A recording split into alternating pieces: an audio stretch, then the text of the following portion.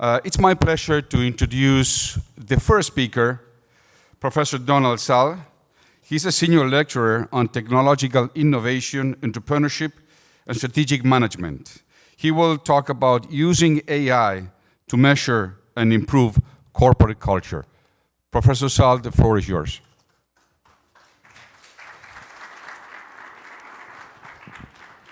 Well, thank you, Eduardo and Carl, and welcome to everyone.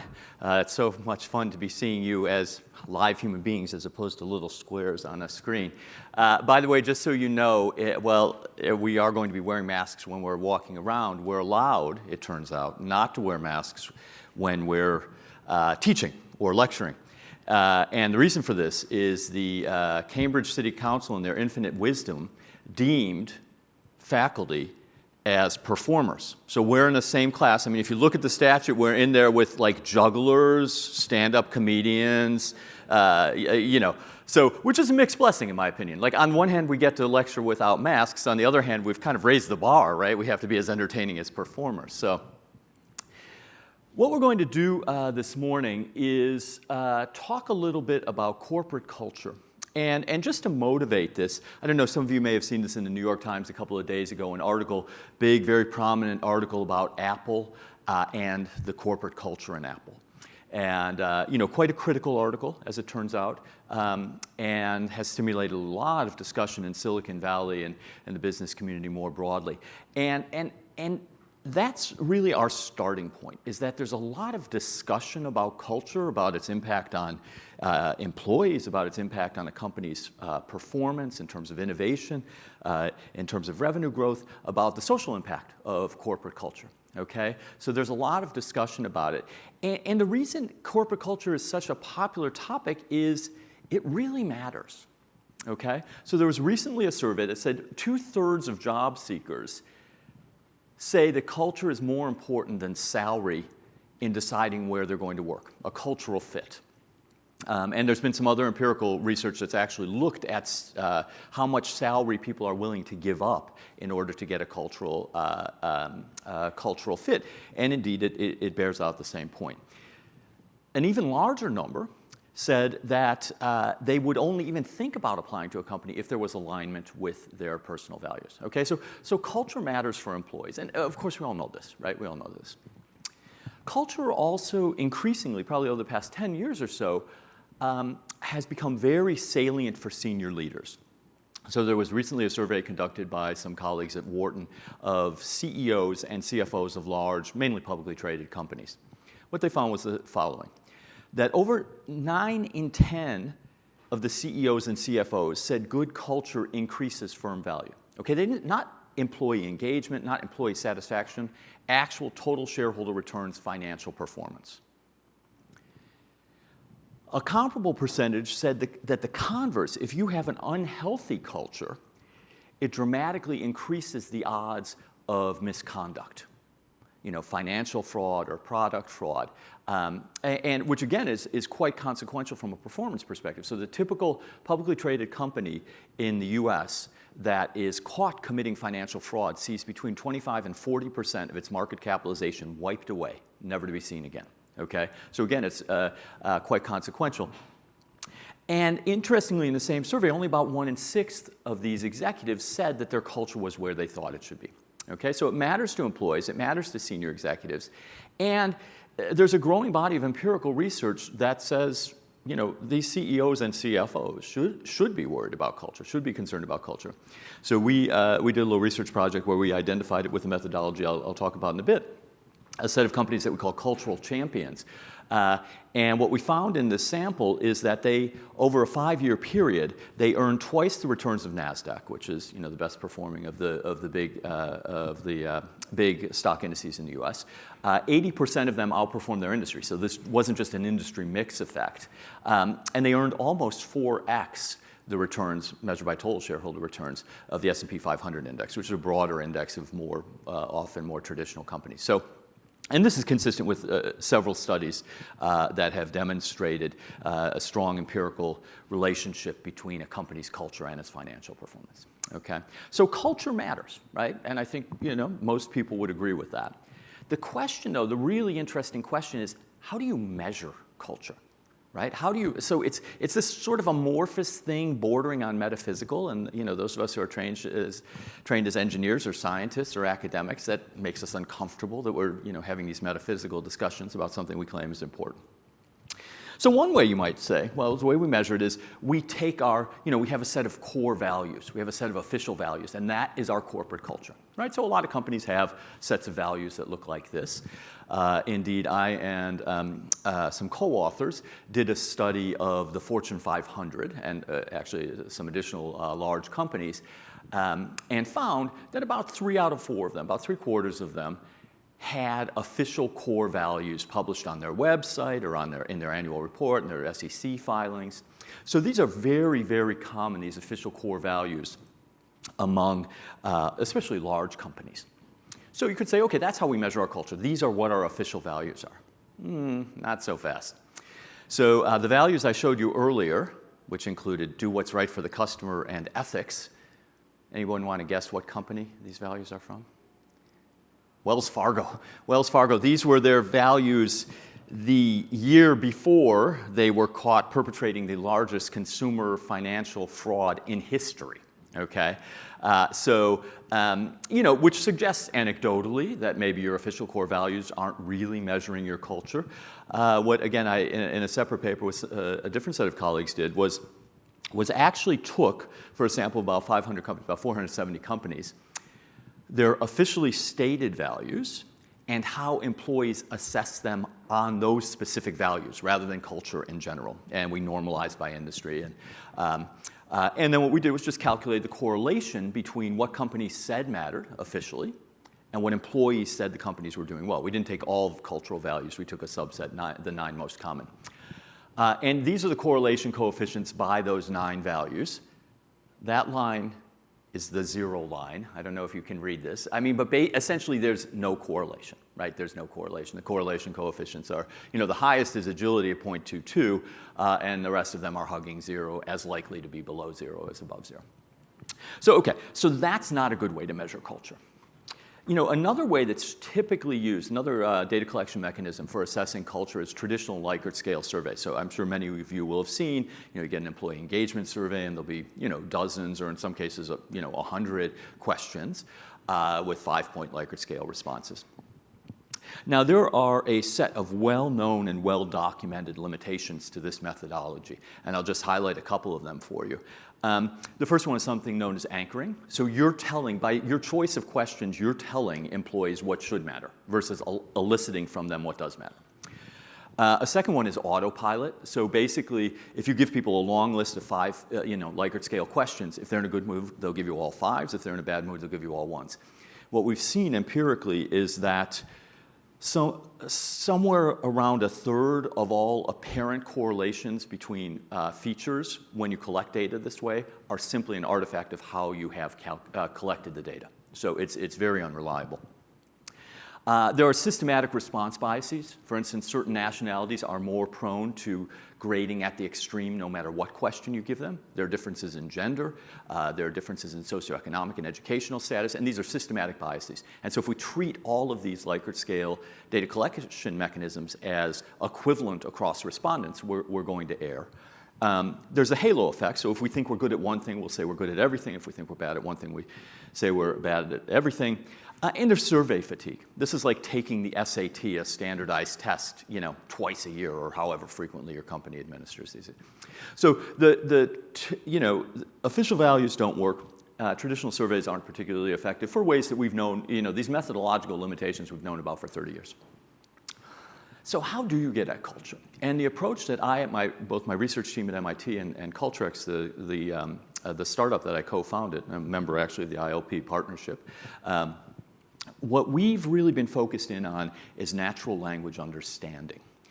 How we can use large bodies of text and analyze those large bodies of text to provide insight on a variety of things, including corporate culture. So rather than looking at, kind of what's above the surface with structured data collected through, quantitative Likert scale questions, our focus is on the text that lies underneath, right?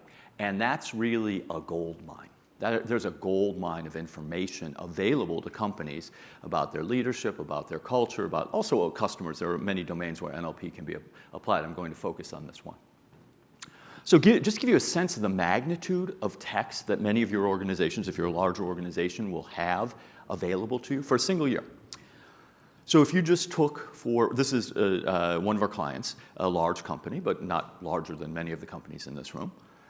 If you just looked at the free text on public employee review sites like Glassdoor and Indeed and so forth, for them and their industry rivals, that's about 11,000 pages. 1 year's performance feedback, the data when people say, here, give 360 feedback to their managers, that's another 22,000 pages. A single engagement survey with 2 questions, what's working well and what's not, that's it, produces another 26,000 pages worth of free text in a year, okay, in a year for one company. This is the equivalent, by the way. These are hard to read. We've converted all this text to make it more accessible into HPEs. Those are Harry Potter equivalents. And what that means is for this company and for most large companies in a single year, just from these data sources alone, leaving aside Slack and others that you might collect data from, you have the equivalent of 100 Harry Potter novels worth of text. Okay? So it's just to give you some sense of the scope of the data that you have available. So what do companies do with all this free text? Well, we've been surprised. I mean, a lot of times they'll put it in a word cloud. You think like, okay, I don't know quite what to do with it. It's a very crude mechanism for trying to make sense of textual data. In other cases, there will be some person whose job it is to read through and summarize these. Now, I'll tell you this. I can't tell you the name of the company, but I will tell you, I was talking to the woman whose job it is in a tech company that I assure you you've all heard of, one of the biggest, largest tech companies in the world. They have 20,000 engineers. They spend over $20 billion a year in R&D. How do they analyze text? And they're an IT company. How do they analyze text? This woman takes a fraction of 1% of the reviews, randomly selected. She goes in the room and reads through them and writes a memo. Imagine that, right? And then many companies are just tossed in the garbage. This data is not systematically analyzed or used. Okay, so that's the thing that I find interesting from a research perspective. Also, our companies finds interesting commercially. So what we've done is we've created a platform, and this started with my research team here at MIT, and about 5 years ago now, where we've created something that we call the Natural Employee Language Understanding Platform. And I won't get into the details, although I'm delighted to chat with folks. I mean, the devil is in the details here. I mean, it's the really interesting things. It turns out NLP, NLU is very hard to do well. It's easy to do poorly and super hard to do well. There's some fundamental technical issues that you need to resolve. I won't bore you with those right now, but happy to chat about those for folks who are interested.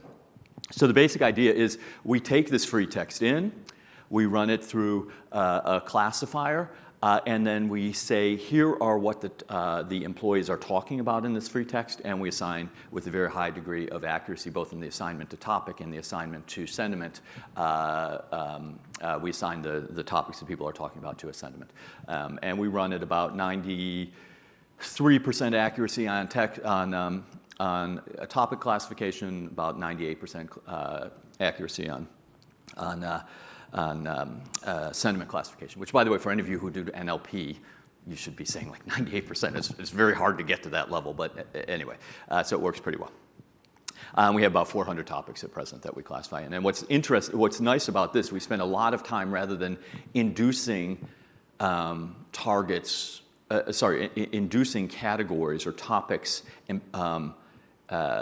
inductively through unsupervised learning. We've spent a lot of time focusing on how do these topics link to established topics in research, so we know how those topics influence performance and what evidence-based interventions can help you to improve those topics, right? So you can do something with the data rather than having these arbitrary or made up or induced topics that are unstable or divorced from existing research. Okay, so I can't obviously share with you, our client data, but I can share with you one of the projects that we've done with Glassdoor data, which is a publicly available data set, and we've published many of these results on the MIT Sloan Management Review site. So how many folks are familiar with Glassdoor?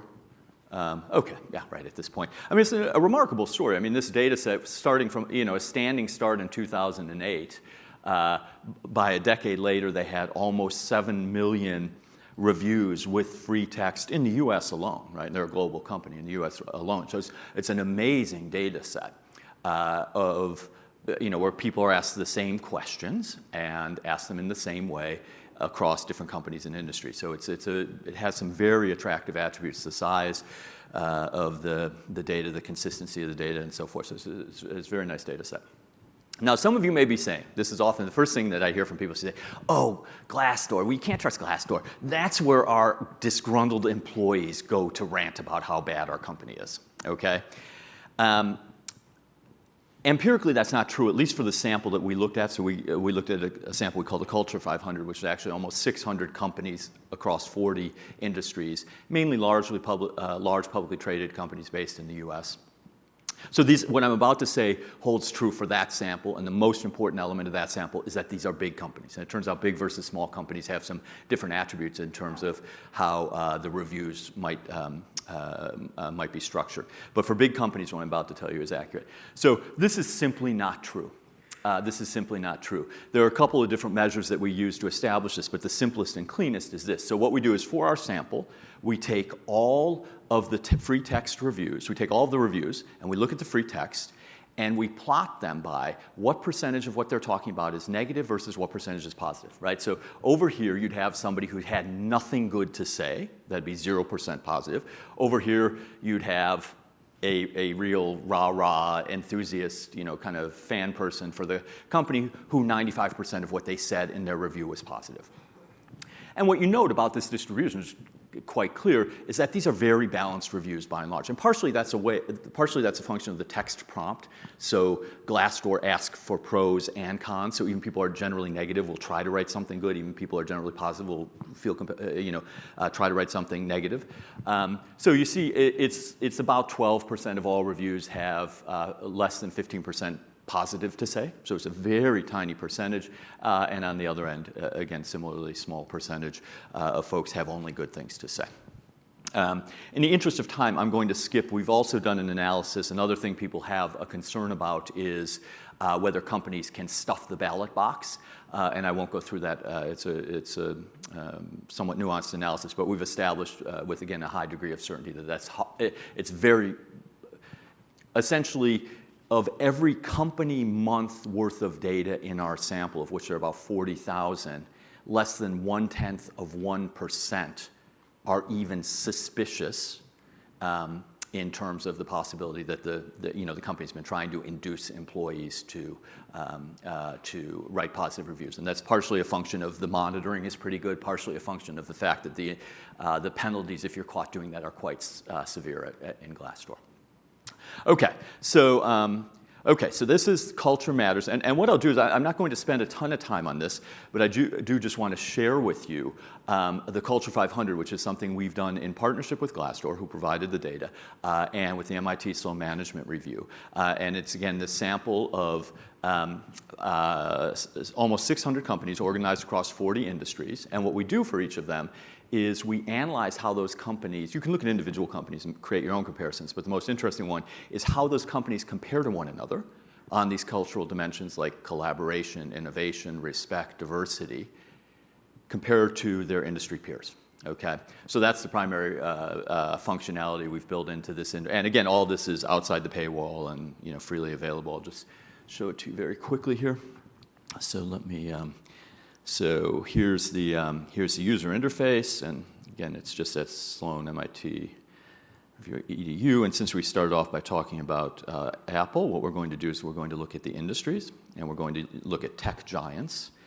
And so what we see here, it's telling us our sample. So industry, we're tech giants, 12 companies. The number of reviews in this industry are about 100,000, just shy of. And so, we've got this article from the, and maybe let's look at, actually a better one to look at here would be maybe Respect would be probably the closest proxy here. So, we've got this article in the New York Times based on anecdote and interviews asserting that Apple does poorly in terms of, they're abusive to their employees and so forth. Well, okay, that's small and research, based on, I don't know anything about these respondents or their motivations. So I'm generally skeptical about these kind of accounts, but what's nice about this data set and this interactive is it allows you to say, okay, how Apple has some problems with abusive managers. Every company has some problems with abusive managers. Is it much worse or better than other companies? How do we benchmark using a consistent methodology and a consistent data set?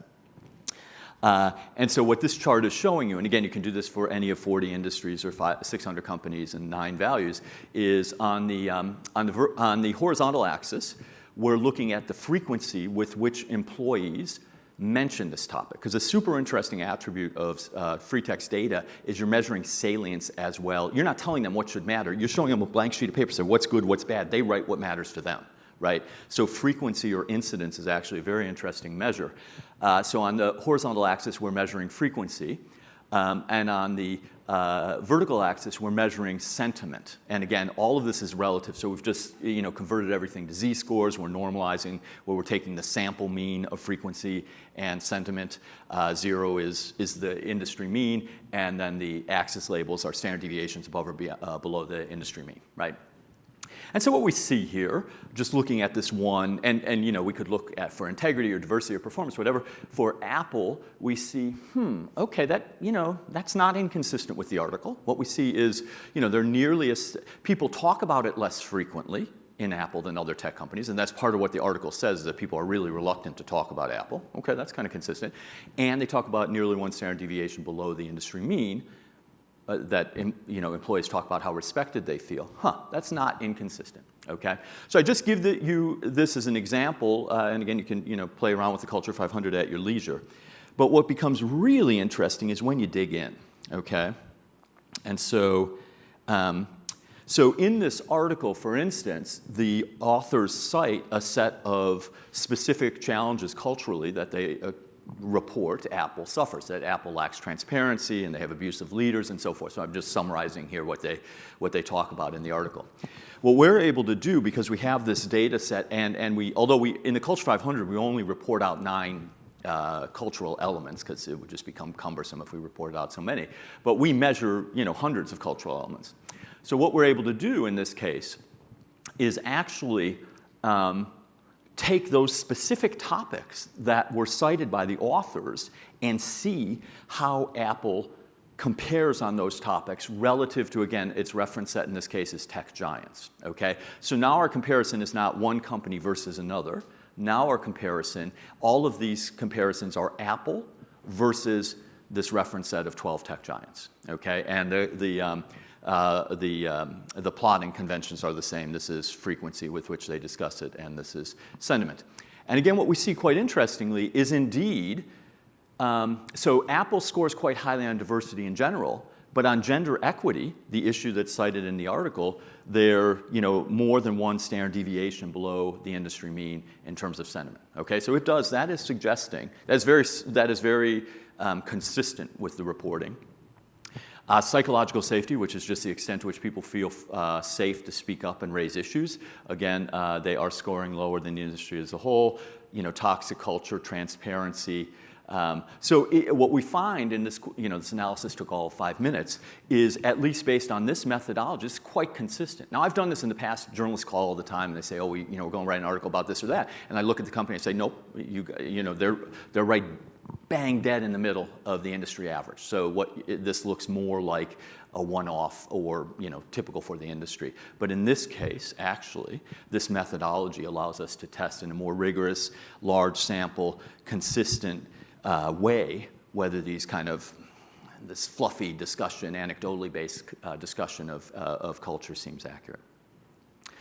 Another nice thing about once you have, and again, we're just focused on this specific data set. We use lots of different data sets with this methodology. And right now we're doing analysis of tens of millions of job listings, for instance, to see what is it that companies are looking for in various positions and how that's changed over time. So we apply this to a lot of different data sets. But it allows you then to start answering some really interesting questions. So one of them is a very simple one. What are employees talking about when they talk about culture? Okay? So if you go to Glassdoor and you write a review, you'll be given a prompt that says culture/values, and you write 1 to 5. There's no explanation of what they're asking about, no definition, nothing. and you just write a number. What you can do for every company in our sample we took an average at the company level of their culture value score. And then we said, okay, what predicts that? Of the topics that people talk about, of which there are hundreds, which of them are predictive? Okay? And we used a combination of XGBoost, which has some very nice attributes for our purposes, but SHAP values. I don't know how many of you are familiar with SHAP values, but if you're working with ML, if you're really trying to understand what features are driving your kind of black boxy ML models, there's Lime, which is okay, but the SHAP values are really terrific for identifying which features are most predictive. So what do people think? What's the number one predictor of how employees rate their culture by this methodology? What would you guess? He asked non-rhetorically.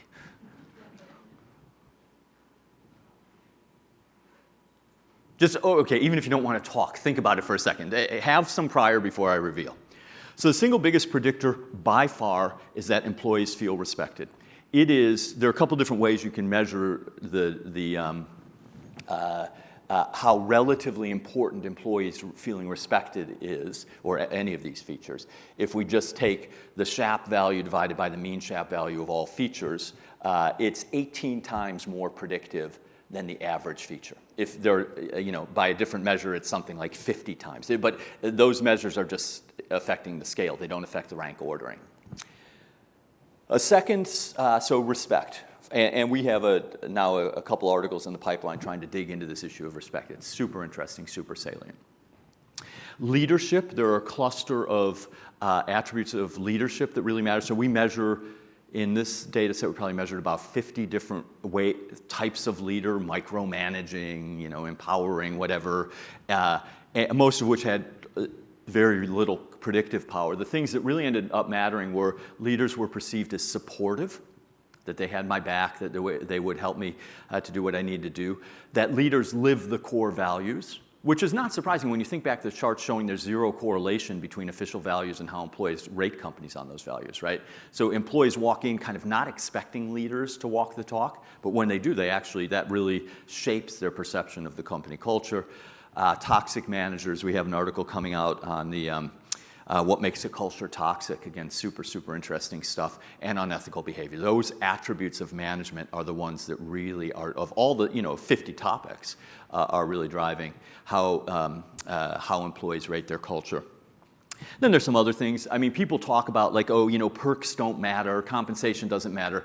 Yeah, they do. I mean, they're not the only thing that matters, but to dismiss them as irrelevant in what matters to culture and their employees and their perception of culture is, at least according to this analysis, wrong-headed. And I think another one that's super interesting, and bear in mind for this data set, this data set includes 6 months of COVID and 5 years of non-COVID. So these results are not skewed by COVID specifically or the attendant economic dislocation. But what we find is that job security and concerns about automation, outsourcing, offshoring are about 9 times more predictive than the typical feature of how employees rate their culture. And what's interesting, not a single company in our sample listed job security among their official values. So there's a big mismatch between what companies say matters or should matter in their official culture and what seems to be shaping employees' assessment of culture. Okay, so I've rambled on for a while, and I apologize about that. I will just make this offer to folks. So our little startup is a company called Cultrex, and we're now doing a beta, which is all free. And I don't know how many slots we have left for beta clients, because it turns out when you offer this stuff for free, you get a long line. Willingness to pay is higher than zero. We've established that fact. But the basic idea is what we're going to be doing in this beta is we have a very sophisticated model. What we're trying to do is a stripped-down model that has all of the underlying functionality, but is much quicker and easier to use, and that's what we're testing. So the offer would be if you had free text data that you could share, we'd analyze that and provide a standardized kind of report or maybe an interactive interface to help you understand what your employees are talking about, what matters to them in terms of culture and so forth. What we would get in return is your feedback on how to structure that. What do you want it in Parquet or JSON or CSV? You're going to use Tableau, blah blah blah, normal stuff. Again, all free to qualifying ILP members. I'll just warn in advance, we're really trying to be structured in our experimentation, so we're trying to get size of company and country and industry. So we're unfortunately unable to accommodate all companies who want to do this. But if you're interested, just shoot me an email at dsull@mit.edu or Don at Culturex, or some of your colleagues are. Again, apologize if we can't accommodate everybody, but I know we do have some slots in certain industries still open. Well, okay, so let me just draw my comments to a close there and see, we've got a couple minutes for questions, and then I'll wrap up. Yeah, Don, that's wonderful talk, so insightful. I have a question, maybe to repeat it, if you can hear me. This approach looks like it would be very useful to look at customer perception and what's important to customers. And so you take Apple. Mm-hmm. From a customer point of view, a highly valued company, right? Mm-hmm. The market is incredible. It's sort of counter to the corporate culture results that you heard. So I'm just wondering how this could apply to the same kind of analysis of customer perception and desire to continue to buy products from a company. Like that along here or something. Yeah, no, great. So I'll actually parse that into two questions. One is, how can Apple be this bad on those elements of culture and still make so much money? And I'll come to that. And the other is, can this be applied to customer data? It can. That's not our focus. I mean, one thing I've learned, for any of you who are working on NLP or NLU right now, I would just tell you one thing. I can show you all the scars to support this. Targeted NLU, NLP models versus one-size-fits-all NLP, NLU models. And don't, kind of black box it off-the-shelf Python packages. You really need to understand the corpus, who's responding, what their motivations are, what are their filters, what are their biases, and incorporate that into your NLP model. So that could be done. There are companies that are doing it. I'm sure they're doing a great job, but we've been super focused. NELU stands for employee. It's when employees talk about their company or their manager, and that's all we do. So it's a great question. It can be done. Super useful. Medallia has some nice functionality built in their product, for instance. On the first question with Apple, a couple things to note. First thing is, culture is one thing that drives performance, but not the only thing, right? There are things like your installed base of customers, customer switching costs, customer lock-in, network effects, platform, having $200 billion of cash on your balance sheet. These things also influence financial performance, okay? So, and so in the short term, it may be possible that that a company like Apple could succeed with low psychological safety and toxic managers and gender inequity. I would not generalize from Apple to other companies that do not have their resource endowment and market positioning, i.e. literally every other company in the world. Apple's the most valuable company in the world, right? So what Apple may be able to get away with in the short term because of its resource endowment and market positioning, I don't think is generalizable to other companies that do not have that luxury. And certainly Amy Edmondson's work at Harvard and her co-authors has shown that the lack of psychological safety is a real impediment to a lot of performance outcomes, particularly lack of fraud, innovation, and to some extent revenue growth as well. Okay, so that'd be the first point. It works for Apple. Don't try it at home if you're not Apple. Second point, short-term versus long-term.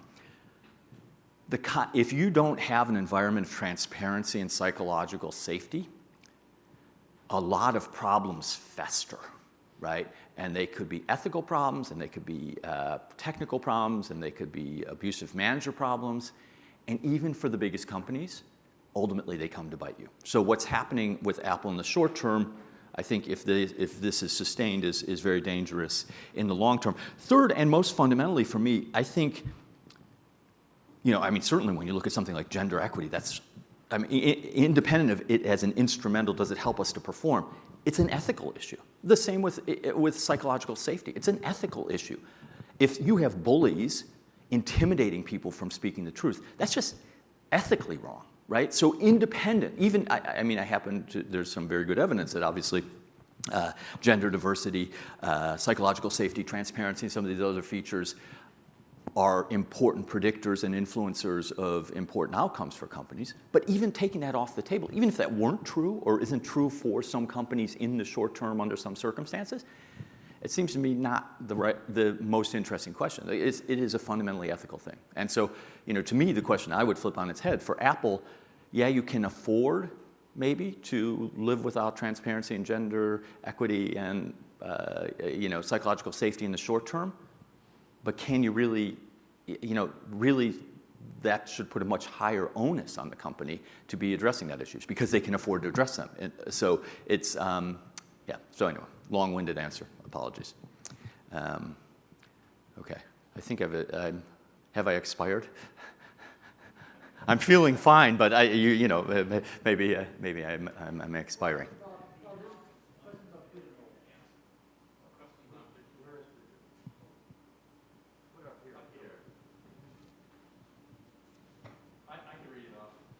How can leaders develop a culture of respect when perceived otherwise? Is that missing core value of job security part of the solution? Maybe. It's possible to have respect without job security, for sure. We have an article coming out the first thing I'd say is this question, because of this finding, we've gotten very interested in. So I don't, this is still work in progress, so what I'm about to say to you is provisional and subject to revision as we, kind of make more headway on the research. I will say one thing is it's a more salient issue by and large for frontline employees than it is for professional, managerial, and technical employees. So one thing would be to be focusing on your frontline employees. A second thing is that it's when we look at, and we've got a paper in the works right now that's looking at what tends to drive among companies with a high percentage of frontline employees, what are the ones that have the strong, healthiest cultures.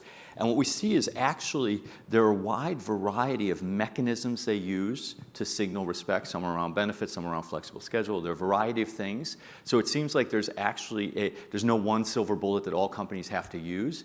The starting point is what matters to our employees and how are we showing that we respect them, and there's diversity there. The third thing, which is probably the single most actionable thing for a company, is get rid of the bad apples. So what we find empirically, not in the Glassdoor data, but in large sample internal organizational data, is something on the order of 5 to 7% of leaders in most organizations account for 80 or 90% of the really corrosive behavior. So you identify them and you understand the context and you coach them, and maybe they're folks who should be in a different position, but that is the most actionable way to get at that because they're poison. They are poison throughout an organization. So anyway, and also stay tuned because we do have a couple other articles coming out that address this more generally. I think I'm going to. One more. Okay. Okay, so the most votes looks like, have you analyzed whether your analysis can help address today's labor shortages in services and operations? Again, great question. That's the paper I was working on Sunday is exactly this. So again, what we're focused in on is, to some extent, yes, already we start to see some of the things that are predictors of employees' assessment of corporate culture and willingness to recommend a company. So already even the results we saw there are giving us some clues as to how you attract and retain employees. But what we're doing now is getting at a much more granular level. Just a funny example of that, we're looking, perks, as you saw, is a non-trivial component. If you look at among perks, the single highest rated perk is social events. It's like, I think, 3 or 4x the average feature in terms of predicting culture scores. That's a relatively inexpensive intervention for leaders, very highly valued by employees, certainly after, and again, remember, 95% of this data is pre-COVID, so this isn't, COVID era is not having much influence on our results. That's a super practical thing you can do as employees come back, make sure you're organizing social events for them. Another one, and again, these are just examples. What we're doing is going systematically through different, the different things managers can do to kind of increase employee retention. Another one is, of all the perks, coffee truly is the central perk. It turns out good coffee, it's crazy. I mean, but because we capture data on something like 90 perks, you know, and there's all sorts of crazy stuff, free avocados, yoga, Zumba, you know, all sorts of stuff. Coffee is the central perk, it turns out. You know, another thing that's, again, a benefit that's super valuable to employees that really shapes their perception of the company and their willingness to stick around are, I forget the acronym that's used for these, but they're support for mental health issues and for family and personal life issues. It turns out these things have a huge impact in terms of predicting assessment of culture. So the punchline is, this is in the works. We're getting at exactly this question. It's a great question and one we're working on. I don't want to shoot from the hip other than to list a couple of the preliminary findings that seem quite robust. Great, thank you.